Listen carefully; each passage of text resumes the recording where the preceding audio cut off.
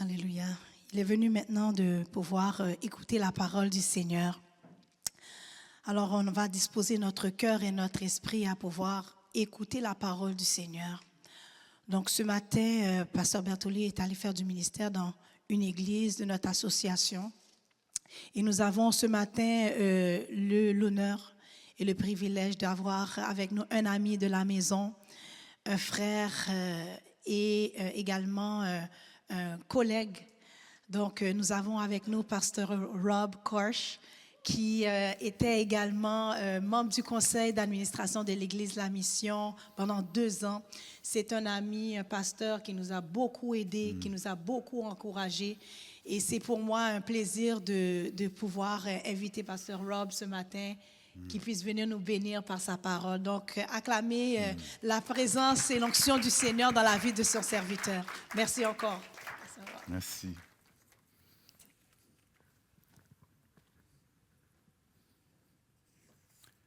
Bon matin. J'aimerais commencer avec l'histoire de William Campbell. C'est un diplômé de Yale, l'université aux États-Unis en théologie. C'était les années 60 aux États-Unis, au sud des États-Unis. Et William a été congédié de l'Université de Mississippi comme professeur à cause de son soutien des droits civiques et son travail contre l'injustice au sud. Son soutien pour l'intégration des écoles et plusieurs choses comme ça. Et était ensuite engagé dans la lutte pour les droits civiques, malgré l'opposition de nombreux chrétiens dans le Sud. Un jour, l'un des amis de William, c'est un agnostique qui ne croyait pas en Dieu, qui est nommé Percy East, lui demandait de définir l'Évangile dans 10 mots ou moins. Et Percy, c'était un journaliste vraiment allumé, intelligent, qui détestait les chrétiens. Ce qu'il voyait au sud des États-Unis, tous les chrétiens sauf William. Donc William réfléchissait, comment est-ce que je peux dire l'essentiel de l'Évangile en 10 mots ou moins à mon ami Percy, agnostique. Alors, après quelques minutes, William lui a dit, « Écoute, nous sommes tous les bâtards, mais Dieu nous aime quand même. » Il dit en anglais, « We're all bastards, but God loves us anyway. » Et Percy était un peu choqué par ça.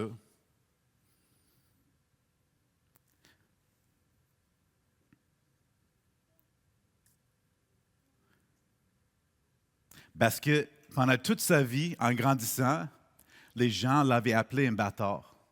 Mais William ne savait pas.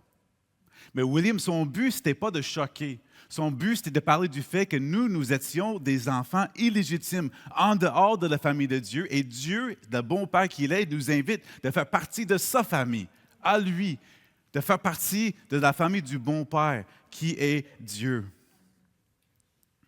Et plus que William y réfléchissait, plus qu'il aimait sa définition de l'Évangile. Même si ça continuait à bouleverser Percy, mais Percy a rappelé à William de cette définition souvent. Et comme nous allons voir dans quelques minutes, Percy allait mettre cette définition à l'épreuve le jour le plus sombre de la vie de William. Donc, moi, je m'appelle Rob Korsch, Robert, sauf que ma femme, qui est québécoise, elle préfère ne m'appeler Rob, parce que c'est comme une génération plus jeune. Sinon, parce qu'elle a des oncles Robert, elle aimait moins ça. Donc, ça, c'est mon nom. Ça fait depuis plus de 20 ans que je t'ai invité de venir habiter au Québec. Moi, j'ai grandi aux États-Unis, je suis américain de base, mais je me suis marié avec une Québécoise pas loin d'ici, à Boisbriand. Et ça fait depuis 2003 qu'on est ici au Québec en train de travailler sur l'implantation d'église, apprendre le français, apprendre la culture francophone ici et tous les aspects de ça. Merci beaucoup pour votre miséricorde envers moi avec mon français. Là. C'est vraiment... Sûrement, des fois, les gens commencent à rire à moi parce que j'ai dit quelque chose de pas correct, mais en tout cas, si ça arrive, ça arrive. Mais on est content d'être ici, on est content de voir que Dieu travaille ici au Québec. Il fait des choses ici au Québec. Et on voit l'Évangile qui avance ici au Québec et nous avons le privilège de participer à ce que Dieu fait ici au Québec et partout dans le monde francophone. Parfois, dans nos propres vies, on n'a pas le sentiment que Dieu travaille beaucoup. Mais des fois, Dieu peut nous faire sortir de notre vie, notre petite boule, pour voir que Dieu est en train de travailler un peu partout ici au Québec. Toutes sortes de nouvelles naissances, des naissances spirituelles et aussi des naissances physiques qui pleurent pendant les prédications. On est content d'entendre. Ça fait de la vie. Ce matin, nous parlons de, si j'ai un diapo ici, là, on parle de la grâce radicale de Noël. Et voici ce qui se passe, c'est que si nous ne sommes pas ébranlés par la grâce radicale de Noël, c'est probablement parce que nous ne l'avons pas encore bien compris ce qui est arrivé pour vrai à Noël. Seul Dieu est capable et assez fort pour accomplir ce qu'il faut pour offrir la grâce à nous. Une grâce radicale et puissante pour toujours, pour l'éternité et aussi aujourd'hui dans notre vie maintenant. Alors ce matin, nous allons voir 7 angles différents de la grâce radicale de Dieu assez vite. La grâce radicale de Noël, la naissance de Dieu sur terre, dans les circonstances humbles, afin d'accomplir ce qui est de le plus puissant événement dans l'histoire de l'univers, la vie, la mort, la résurrection de ce bébé divin. Seigneur, ce matin, nous sommes reconnaissants d'être ici. Nous portons chacun de nous des fardeaux, des fatigues, toutes sortes de choses. Mais Seigneur, tu es plus grand et plus fort pour porter ça. Tu es plus fort, assez fort pour arriver et entrer dans nos vies ici ce matin, d'apporter de la guérison, d'apporter des sentiments, d'être aimé par toi et par les autres, de voir de l'espoir. Seigneur, nous te demandons qu'à travers les prochaines quelques minutes, que tu fasses ça ici, dans nos vies ici, Seigneur, et que ça ne reste pas ici, mais se déborde, que toutes les gens qu'on verra plus tard, aujourd'hui, dans notre vie, nos travails, nos emplois, qui reçoivent aussi une partie de ce que tu fais ici ce matin. Mais Seigneur, nous avons hâte, nous sommes contents d'être ici et de recevoir de toi. Au nom de Jésus, je prie, Seigneur. Amen. Donc, numéro 1, premier angle, la grâce de Noël. C'est qu'un bébé est né pour vaincre ce que nous sommes impuissants à vaincre, c'est-à-dire le péché. Qu'est-ce qu'est le péché? Le péché, c'est de prendre quelque chose de bon et de le tordre. C'est ça le péché. Dieu a créé tout pour qu'elle soit très bon. Et le péché, ce n'est pas d'inventer de nouvelles choses, mais de prendre quelque chose de bon et de le tordre. Nous avons pris ce qu'il a créé et l'avons tordu. Et dans notre monde immergé dans le mal, où chaque cœur humain, on est à quelque part tordu, on n'est pas bien droit, corrompu par le mal, il y a un enfant qui n'est pas tordu, un enfant sans péché, sans mal, qui est entré par l'entremise d'une vierge, Marie, et ce bébé deviendrait le seul humain qui ne s'est jamais soumis au mal. Il n'a jamais été corrompu par le mal, n'a jamais été corrompu par l'injustice ou par l'égoïsme. Et pourtant, il deviendrait péché pour moi puis toi, afin qu'en lui, nous puissions devenir la justice de Dieu. Quelques versets. En effet, dans 2 Corinthiens 5, 21, celui qui n'a pas connu le péché, il l'a fait devenir péché pour nous, pour moi puis toi, afin que qu'en lui, nous devenions justice de Dieu. Nous recevons sa justice sur nous. 1 Jean 3, 5, or vous le savez, Jésus est apparu pour enlever nos péchés. Il n'y a pas de péché en lui. Ce bébé est né pour ça. Jerry Bridges, quand il parle de la grâce immense de ce que Jésus a accompli, j'aime tellement ce qu'il a dit. Il dit, nos pires journées, on en a plusieurs, hein, ce qui arrive chaque quelques semaines, quelques mois, peut-être chaque jour. Nos pires journées ne sont jamais si terribles que nous soyons hors de portée de la grâce de Dieu. Et nos meilleures journées ne sont jamais si bonnes que nous n'ayons pas besoin de la grâce de Dieu. On est toujours en besoin de la grâce de Dieu, chaque jour. Et pour la veuve, et pour l'orphelin, et pour moi et toi, ça signifie la liberté face au poids écrasant de l'injustice. Les péchés de nos oppresseurs n'auront pas le dernier mot, parce que Jésus va faire que la justice triomphera. Et c'est ça qui s'en vient. Nous voyons dans Jacques 1, 27, la religion pure et sans tâche devant Dieu, notre Père, consiste à, oui, de ne pas se laisser souiller par le monde, mais aussi de s'occuper des orphelins et des veuves dans leur détresse. Donc, c'est ce qui est éternel et ce qui est sur terre ici en même temps.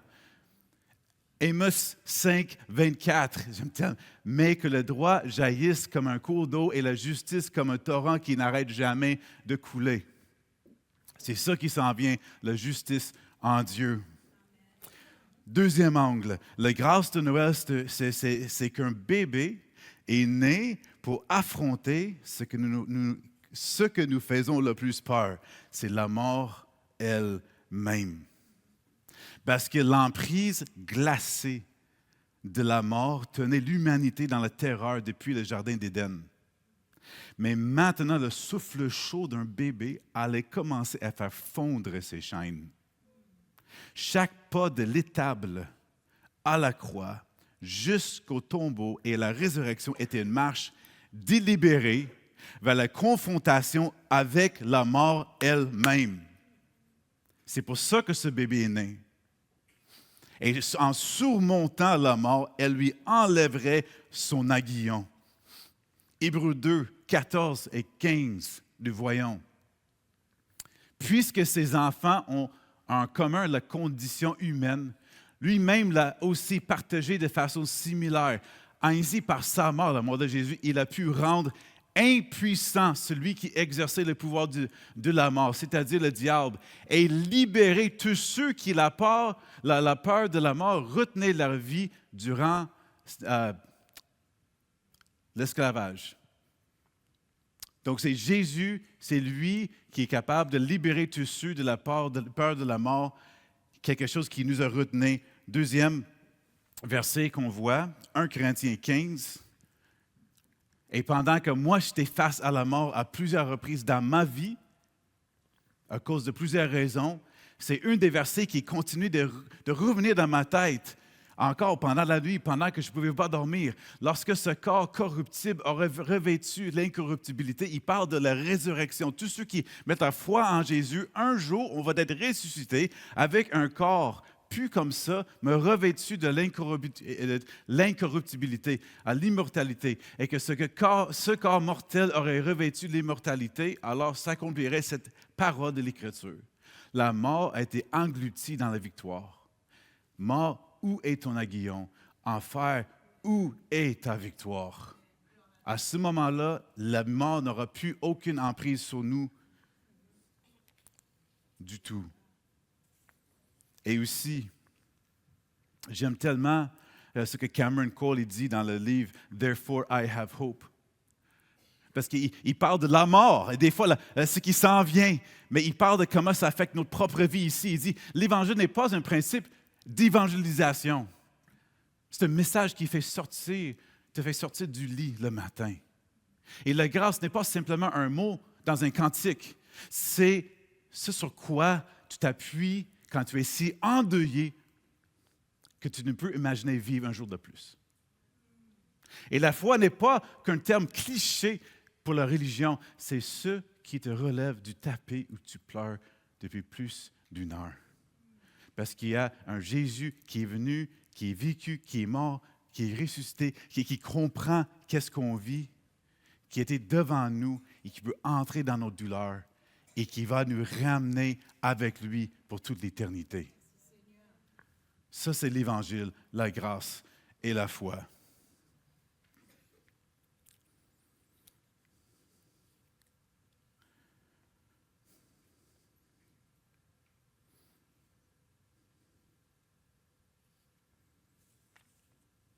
Je suis tellement excité par tellement de choses à faire, je suis comme perdu dans mes notes. Je dis merci pour votre grâce. Ce matin, il y a beaucoup de monde qui parle de l'immigration dans ce temps-ci. Les réfugiés, les frontières. Et pour le réfugié et l'immigrant, et pour moi et toi, ça signifie que même la mort, l'ultime traversée des frontières, a été vaincue. À cause de la grâce radicale de Noël, nous aurons tous un foyer, un chez-nous qui s'en vient autour de la table avec notre bon Père, le bon Père qui est Dieu. Le Dieu qui court vers ses enfants avec ses bras ouverts. Peut-être on n'a pas eu un Père comme ça. Je ne connais pas chacune de notre situation. Mais Dieu, c'est un Père comme ça, qui court vers nous pour nous embrasser dans ses bras. Troisième angle, la grâce de Noël, c'est qu'un bébé est né non pas seulement pour vaincre nos plus grands ennemis, mais pour les humilier, les puissances des ténèbres, nos ennemis spirituels. Et dans la foi de nuit de Bethléem, la bataille cosmique a été rejointe par un bébé qui pleure. Celui qui va écraser le serpent est arrivé, entrant en territoire d'ennemi dans notre monde. Et ce bébé a commencé d'envahir par la porte d'un étable. Cet enfant grandirait pour devenir guerrier, pour désarmer les principautés et les puissances en faisant d'elle un spectacle public. Nous voyons dans 1 Jean 3, 8, c'est écrit « Or, c'est pour détruire les œuvres du diable que le Fils de Dieu est apparu. » Imaginons, dans une petite étape, le petit bébé est arrivé pour détruire des œuvres, des puissances, plus puissances spirituelles. Le petit bébé va les défaire. Colossiens 2,15, c'est tellement bon. Il a ainsi dépouillé les dominations des autorités et les a données publiquement en spectacle, en triomphant d'elles par la croix. Ce n'est pas juste de les vaincre, mais de les humilier publiquement. Ce petit bébé est né pour faire ça.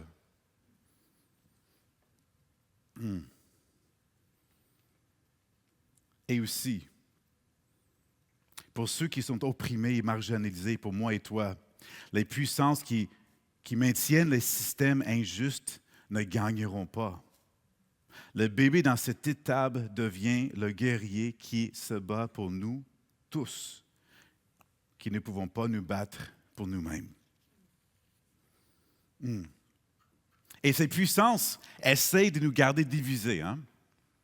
Et on voit ça, la division dans notre société, par toutes les raisons. Les questions de culture, les questions de langue, les questions de couleur de peau, les questions de situation financière, nous garder divisés tout le temps. Mais j'aime tellement comme ce que Eric Mason il dit, il parle de ça souvent, l'Évangile est censé, non pas de nous laisser diviser, mais de rapprocher des personnes qui ne le seraient pas naturellement.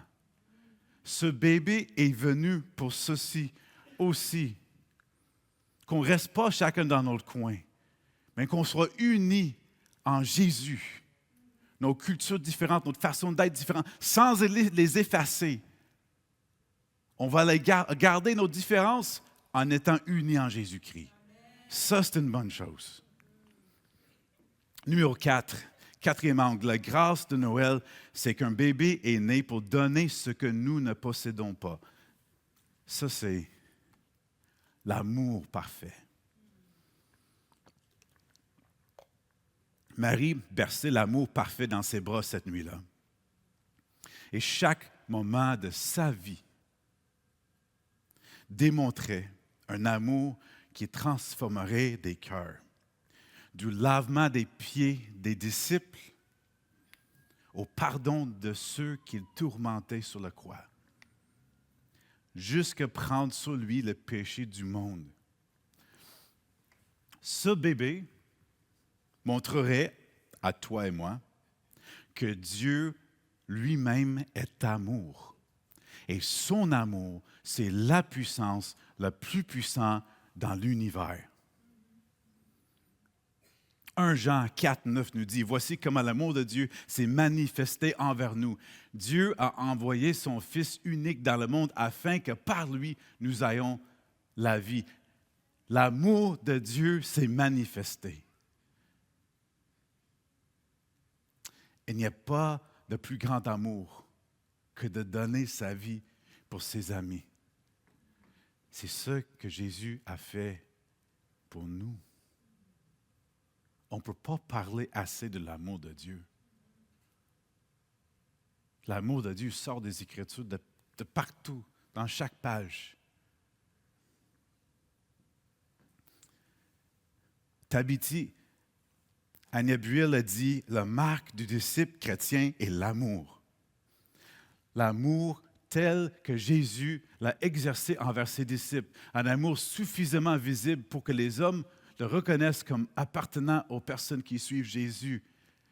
Qui veut dire que quand Dieu me transforme avec ma grâce, et moi je suis à l'épicerie, il y a quelque chose qui arrive avec quelqu'un, et moi j'ai agi avec amour, il y a quelqu'un d'autre là-bas qui va regarder et va dire « Hey, ça me frappe, ça se peut, il y a quelque chose avec cette personne-là, la façon qu'il aime aimer dans cette situation-là. Ça se peut-tu que c'est comme... » Je me souviens que moi et ma famille, on était à Paris il y a un couple d'années et on avait la misère de se rendre où est-ce qu'il fallait qu'on se rende un dimanche matin dans une église. Et je n'arrête pas. Je bouge trop. Ça va. Et le ARL, le métro là-bas à Paris, il y avait des travaux, on ne trouvait pas comment se rendre là-bas, mais il y avait une femme là-bas qui est venue nous voir, qui nous a aidés super gentiment, avec beaucoup de gentillesse, avec de la compassion, qui nous a montré quel autobus à prendre pour se rendre, où est-ce qu'il fallait qu'on se rende. Alors, on a pris cet autobus-là, on s'est rendu là en famille, on est arrivé à l'église, on est rentré dans l'église, et qui nous a accueillis? C'est cette femme-là. Mais on pensait qu'en la voyant, de la façon qu'il nous a traités, c'est comme elle dégage de quelque chose de, la marque du disciple chrétien est l'amour tel que Jésus l'a exercé envers ses disciples. C'est le même amour qui était versé envers nous par sa grâce et qui peut déborder de nous vers les autres. Pas parce que nous autres, on est tellement quelque chose, mais parce que par sa grâce, lui est en train de verser son amour envers nous.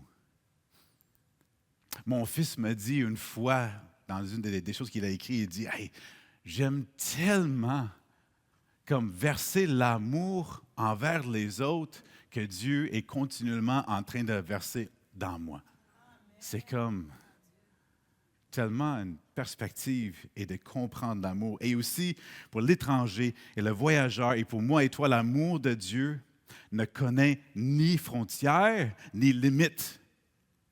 L'enfant qui dirait plus tard « Aime ton prochain », lui-même est né comme réfugié en Égypte,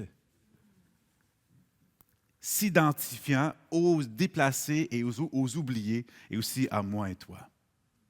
5e angle, la grâce de Noël, c'est qu'un bébé est né pour payer ce que nous ne pouvons pas rembourser, notre dette. Parce que Dieu, dans la chair humaine, expirait notre péché. L'expiation, c'est un mot théologique qui veut dire qu'il a payé la dette de notre péché à notre place, en entier. Donc, chaque souffle qu'il prenait à travers sa vie, chaque pas, c'était pour éventuellement payer toute la dette de notre péché en entier. Donc, le jour quand Jésus était sur la croix, il a dit « C'est accompli ». C'est parce que c'était accompli. La dette a été payée à ce moment-là. Tout est accompli. Le compte était entièrement payé. 1 Pierre 1. Vous le savez en effet, ce n'est pas par des choses corruptibles comme l'argent ou l'or que vous avez été rachetés de la manière de vivre, dépourvue de sens, que vous avez transmise vos ancêtres, mais par le sang précieux de Jésus, qui s'est sacrifié comme un agneau sans défaut et sans tache pour nous, pour payer cette dette. Nous voyons aussi dans 1 Corinthiens 6, c'est écrit « Car vous avez été rachetés d'un grand prix. » Le Dieu de l'univers qui a créé l'univers en entier, nous sommes toujours en train de découvrir comment l'univers est immense. Hein? Par les télescopes, c'est immense! Et Dieu a créé tout ça, et ce Dieu-là est devenu un être humain pour vivre, être né comme un bébé, vivre et mourir pour nous. C'est immense. Ce Dieu-là, assez grand pour l'univers, est devenu un bébé. Donc, c'était racheté à un grand prix. Rendez donc gloire à Dieu dans votre corps et dans votre esprit qui appartiennent à Dieu, parce que nous étions rachetés. Il faut absolument que je cite Timothy Keller, un pasteur, parce que ma fille est ici et m'a dit chaque fois que je prêche, je cite celui-là. Là. Donc, même, je citais tellement souvent dans mes prédications que ma fille m'a fait une tasse de café avec sa face dessus. En tout cas, si tu le connais, c'est un homme qui m'a beaucoup marqué. Il dit ceci, « Dieu nous voit tels que nous sommes et nous accepte tels que nous sommes. Mais par sa grâce, il ne nous laisse pas tels que nous sommes. »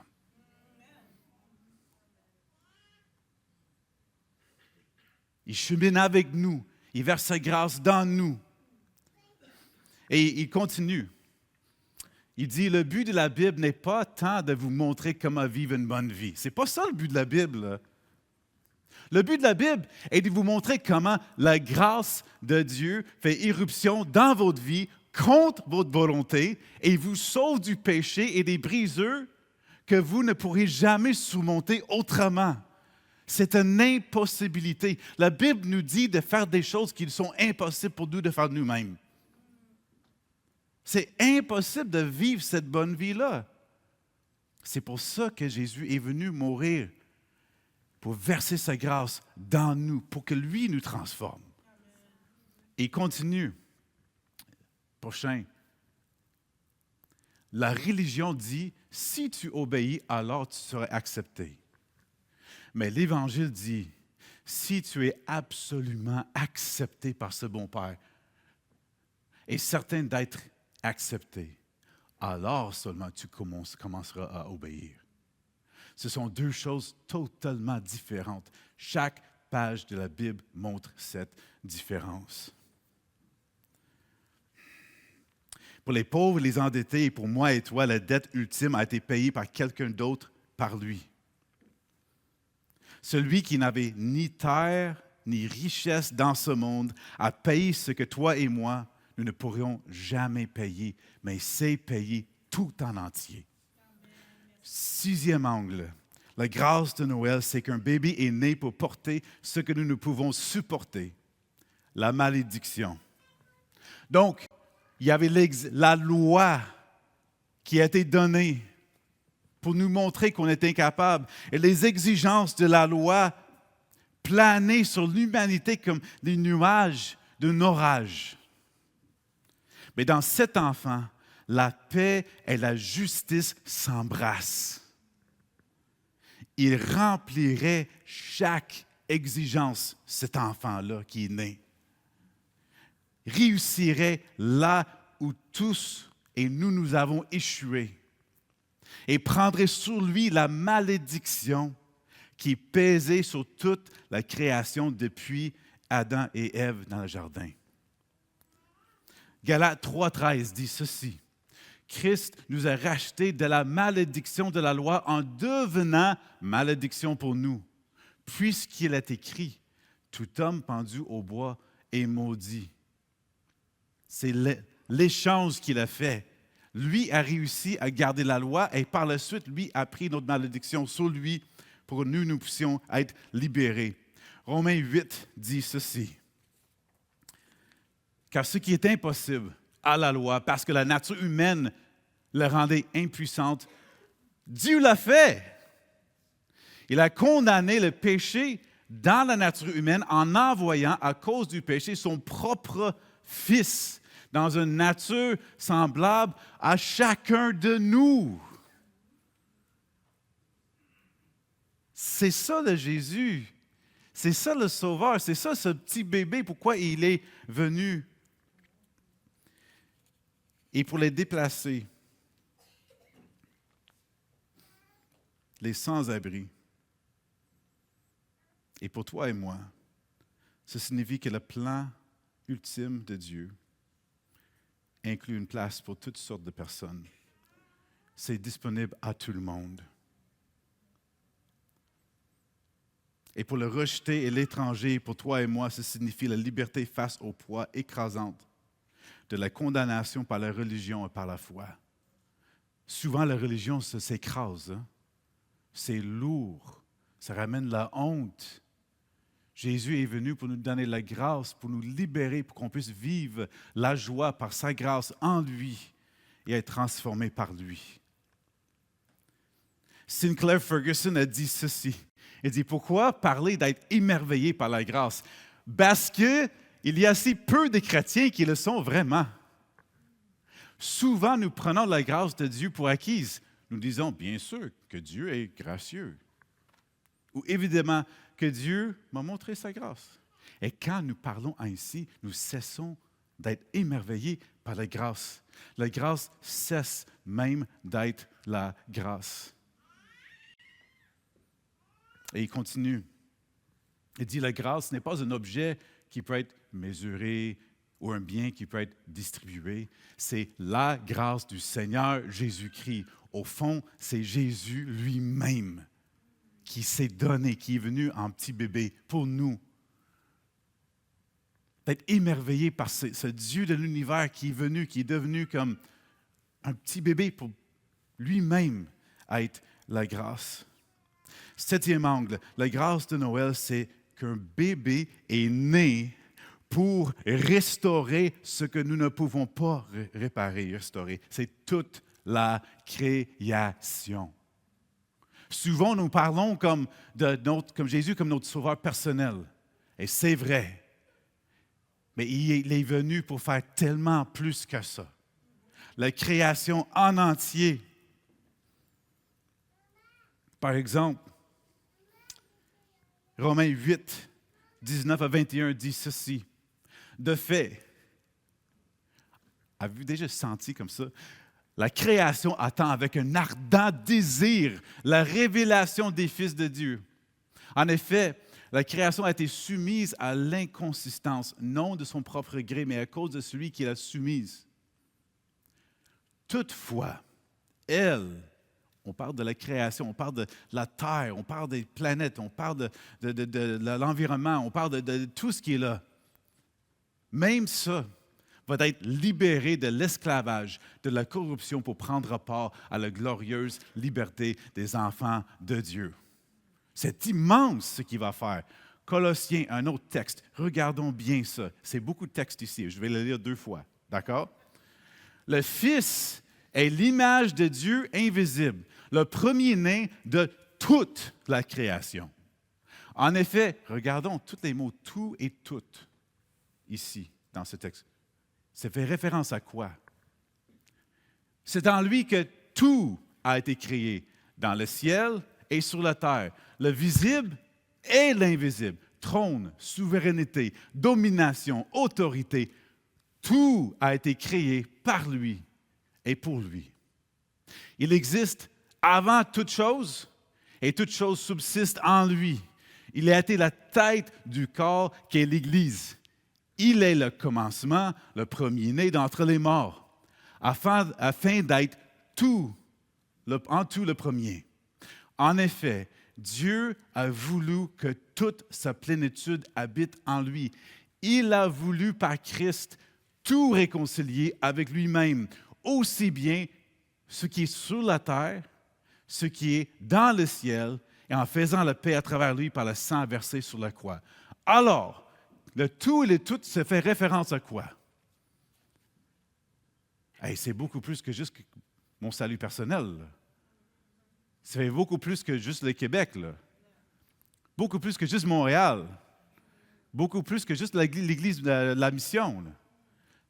Tout veut dire une partie, c'est ça? Tout veut dire un petit peu. Ce qui s'en vient, la restauration, ça va être peut-être une petite partie ici. Une section. Non. Prochain diapo. Le Fils est l'image de Dieu invisible, le premier-né d'une petite partie de la création. Ah, excuse-moi. J'ai la misère de le lire en français des fois, là. C'est pas une petite partie. OK, de tout. En effet, c'est en lui qu'une section a été créée dans le ciel et sur la terre. Tout a été créé.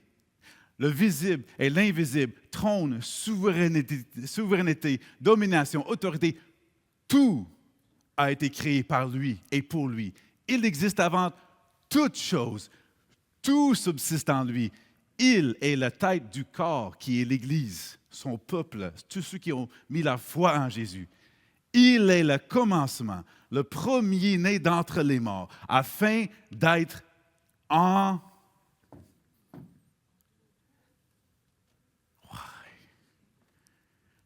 tout le premier. En effet, Dieu a voulu que toute sa plénitude habite en lui. Il l'a voulu par Christ, réconcilié avec lui-même, aussi bien ce qui est sur la terre, ce qui est dans le ciel, en faisant la paix à travers lui, par le sang versé sur la croix.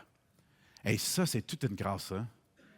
Une grâce assez immense pour l'univers en entier, et aussi pour moi, et aussi pour toi.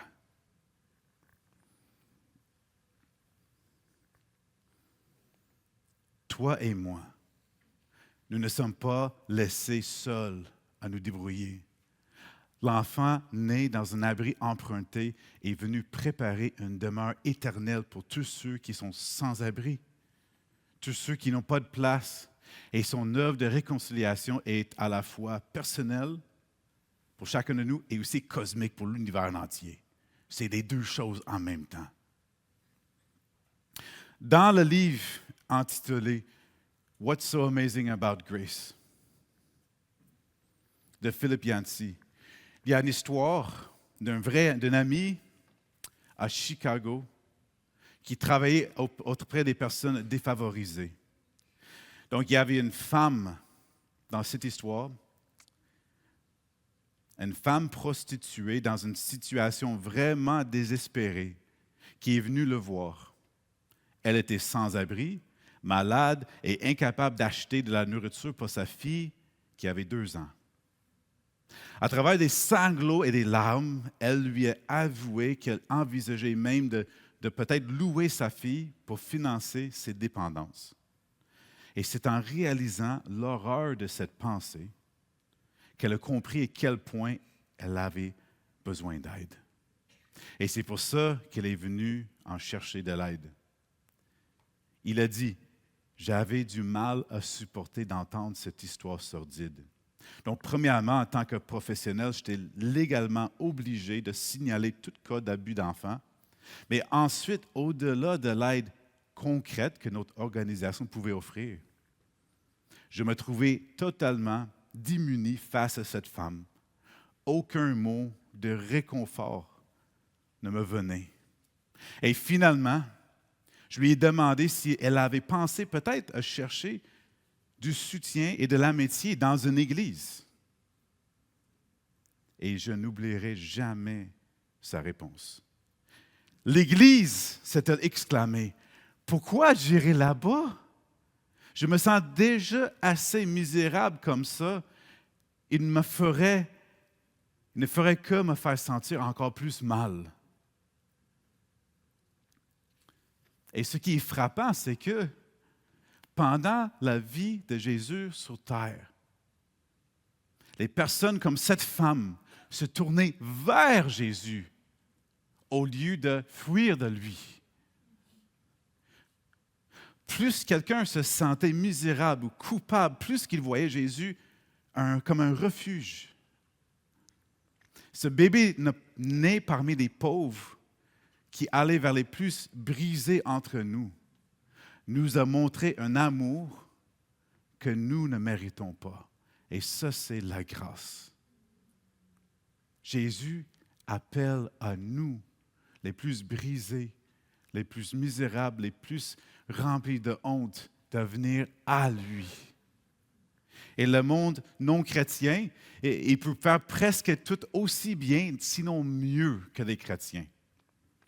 On n'a pas besoin d'être un croyant pour bâtir des maisons, nourrir des affamés ou soigner des malades.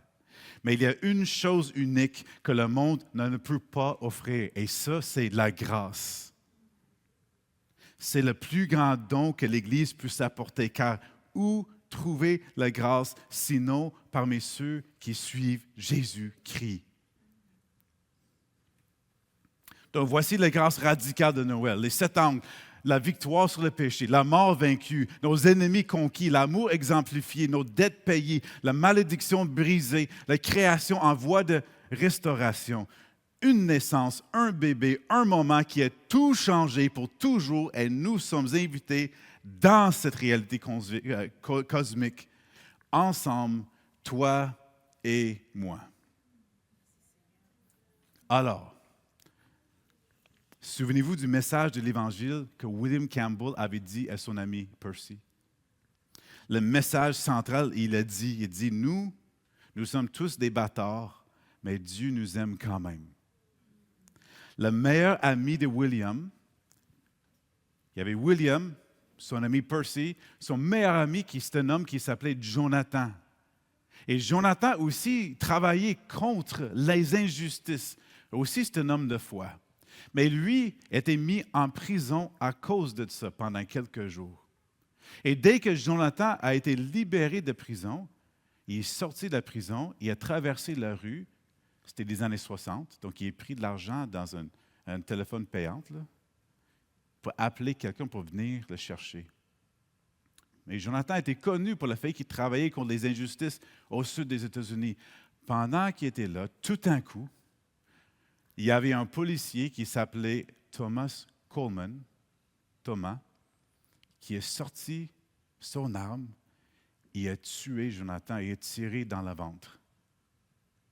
Et ce jour-là, Jonathan est décédé, il avait 26 ans.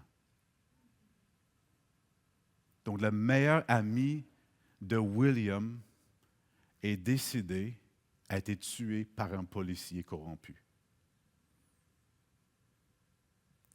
Ce soir, cette soirée-là,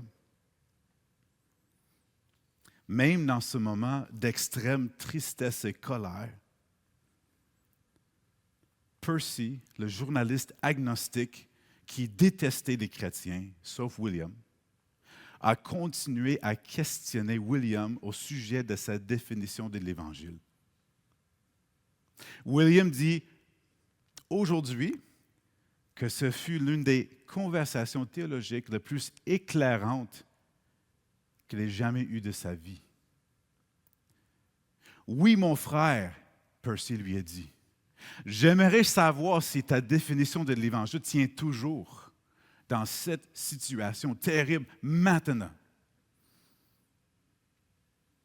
William avait déjà contacté la justice, les autorités civiles, un avocat à Nashville. Il a dénoncé avec rage un système judiciaire corrompu, les policiers corrompus, utilisant tous les termes péjoratifs pour condamner ce système-là. Et malgré sa formation dans les sciences sociales, William, c'était aussi un théologien. Percy l'a traqué comme un tigre. Il dit, puis, William, ta définition, je veux parler de ça. Et le frère de William et Joe était là, il dit, Percy, lâche-le, tu vois-tu qu'il est en deuil? Son meilleur ami vient de mourir là, aujourd'hui. Mais William a dit que Percy l'aimait trop pour arrêter. Percy a demandé à William, « Jonathan Daniel, ton meilleur ami qui vient de mourir, était-il un bâtard? » Et William a répondu que, bien que Jonathan était l'un des meilleurs gars qu'il n'a jamais connu dans sa vie, gentil serviteur, c'est vrai que tout le monde est inondé de péché et selon cette façon de penser, oui, Jonathan, c'est un bâtard. D'accord, poursuivit Percy. Et Thomas Coleman, le policier, lui, c'était-tu un bâtard, lui? Cette question était plus facile à répondre. Oh que oui, et plein d'autres choses aussi. Absolument, ce meurtrier était un bâtard. Puis, Percy a rapproché sa chaise, a posé sa main sur son genou, il a regardé directement dans les yeux rouges et pleins d'alarmes et lui a demandé, « Lesquels de ces deux bâtards est-ce que Dieu aime le plus? »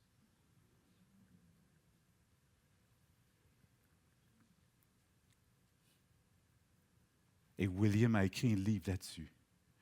Il a dit, la question m'a transpercé comme une flèche au cœur. Soudain, tout est devenu clair. Une vraie révélation. Je me suis levé pour regarder par la fenêtre. Et là, j'ai été pris par un étrange mélange de larmes et de rires.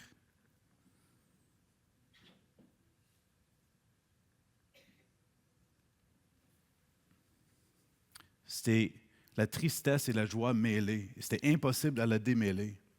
Je riais parce que pendant les 20 dernières années, mon travail était devenu uniquement un travail logique, terrestre et limité. Pendant 20 ans, j'avais vécu sans croire à la grâce de Dieu en étant chrétien et pasteur. Je ne pouvais pas accepter qu'un homme puisse entrer dans un magasin et tirer sur des gens et que Dieu puisse encore lui pardonner. C'était trop pour moi. Mais si cette grâce de Dieu, achetée sur la croix, n'est pas aussi disponible à lui, ça veut dire que l'Évangile n'existe pas. Si Dieu ne le fait pas, nous n'avons que de mauvaises nouvelles et nous sommes coincés uniquement dans la loi et non pas dans la grâce. Si Dieu ne peut pas aimer même ce policier meurtrier, si cette grâce acquise par la mort de Jésus ne s'étend pas jusqu'à lui, alors l'Évangile n'est pas vrai. Car si le sacrifice de Jésus n'est pas suffisant pour pardonner même le pire des pécheurs, alors ce n'est plus une bonne nouvelle du tout. Au contraire, la bonne nouvelle de la grâce radicale de Dieu, payée sur la croix par Jésus, c'est que cette grâce est tellement puissante que cet sacrifice pour quiconque, incluant moi et toi, est aussi pour ceux qui sont méchants envers nous. Parce que la grâce est radicale et c'est même un scandale. Surtout parce qu'elle est offerte à tous, même à ceux que nous pourrions considérer comme impardonnables. C'est à la fois le défi et la beauté de la grâce. Elle ne connaît pas de limite et ne fait aucune distinction fondée sur le mérite ou le mal d'un être humain. Le scandale de la grâce par la puissance de la croix c'est pas qu'elle est compliquée, c'est qu'elle est déjà entièrement payée. C'est ça le scandale. C'est payé pour l'individu, pour la communauté, pour l'univers, et qu'elle est trop généreuse. Elle s'étend à la femme prostituée et aussi aux pharisiens, aux méchants et aussi aux religieux, à la victime et aussi au meurtrier, à toi et à moi. ce qui est vraiment radical par rapport à la grâce. Ce n'est pas que Dieu nous aime malgré nos actions et nos attitudes. C'est vrai, il t'aime, Dieu t'aime, son amour est immense, c'est vrai. Mais le scandale, c'est que Dieu aime nos ennemis autant qu'il nous aime. Voici le scandale. Dieu nous invite à être ébranlés par sa grâce radicale. Et lorsque nous sommes ébranlés, défiés, immergés par elle, c'est à ce moment précis que nous pouvons lever les yeux et découvrir la puissance immense de la naissance de ce bébé à Noël. Sa naissance, sa mort et la résurrection de Jésus-Christ, c'est à ce moment précis que nous découvrons la grâce radicale de Noël.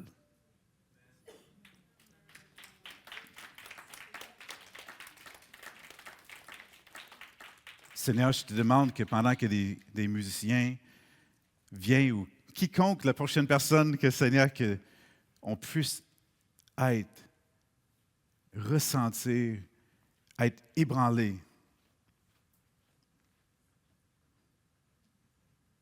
sentir déstabilisé. C'est trop. Et c'est ça la bonne nouvelle. Nous t'aimons. Nous sommes reconnaissants.